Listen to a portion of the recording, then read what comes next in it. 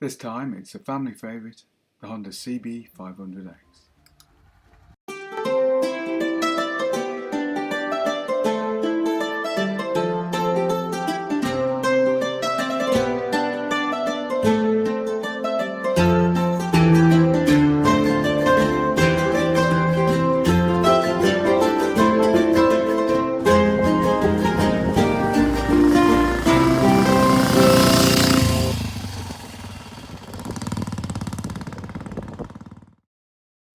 The X was the third in the range of Honda's new 500 bikes, released in 2013, and we acquired our little red bike just after the bike's initial release.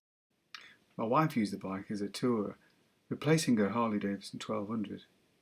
The Honda was much lighter, much easier to handle, and had a much greater fuel range and was indeed more comfortable than the Harley she used previously.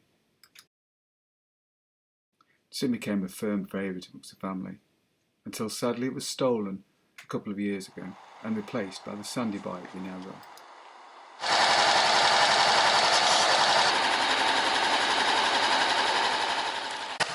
In common with the rest of the range, the machine uses a 471cc parallel twin engine, which produces around 46.6 horsepower. Now, this doesn't seem a great deal, but the torquey little engine, relatively speaking, and sensible gearing mean that the machine rarely feels underpowered on the road and performs surprisingly well for such a small unit.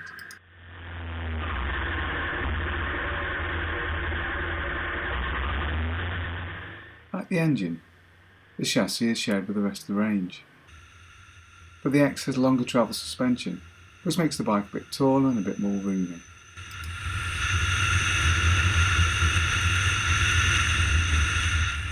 The suspension is soft and compliant, giving a very comfortable ride. The downside of this, of course, is when you really push on, things can get a little bit choppy, a little bit bumpy.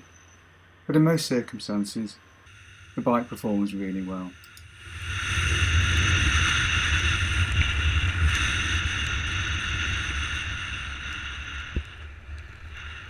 Braking is taken care of by single discs, front and rear.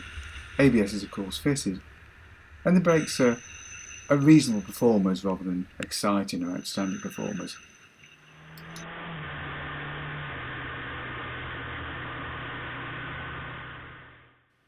Typically Honda, this is a real-world motorcycle, one that handles real-world situations very well. It's comfortable and roomy to ride over long distances.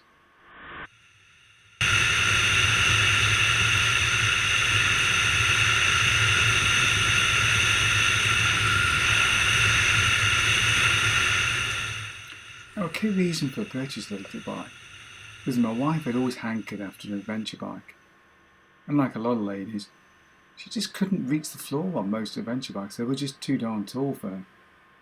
The 500X, however, was different, and she found that she planted her feet rather nice and felt secure on the beast.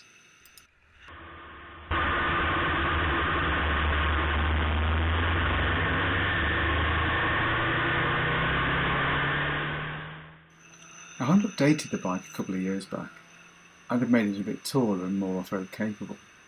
Unfortunately for my wife, that means she's no longer able to fit on the bike, so I think we'll be hanging on to our version for some time to come, or until they release a lower seat version of the current one.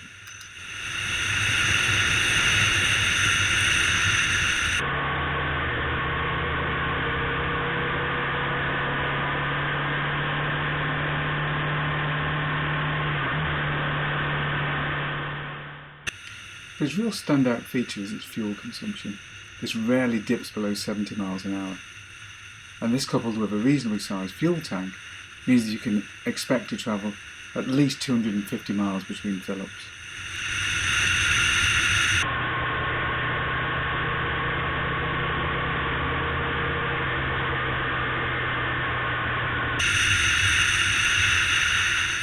The bike provides exactly what we could expect from Honda. Extremely reliable, the fit and finish is nice, and of course it's got that usual slightly notchy gearbox that all Hondas seem to have.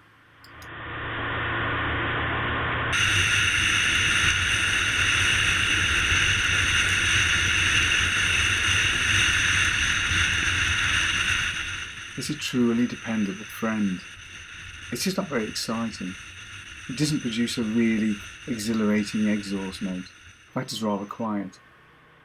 Now, the upside of this, of course, is that you don't draw any unwarranted attention as you ride through your day.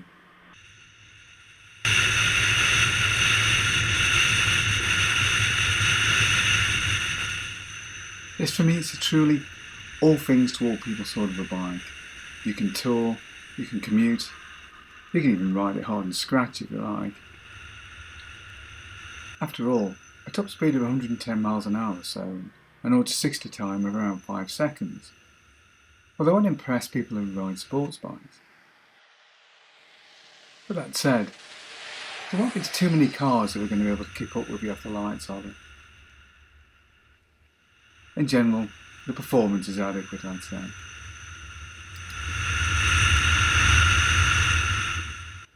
And those wide bars make tipping the bike into corners really easy and light. It's not as hard work as it would be on a sports bike with narrow handlebars. This all means, of course, it's a hell of a lot easier on the wrists too.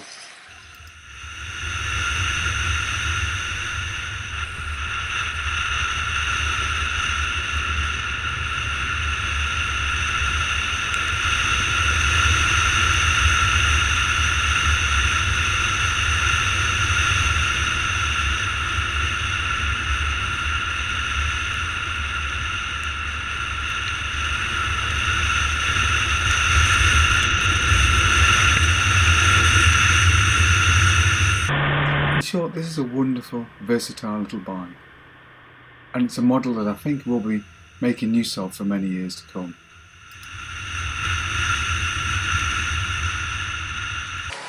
As I said right at the beginning, this bike really is a family favourite.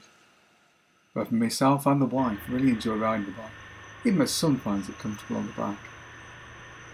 A family favourite indeed.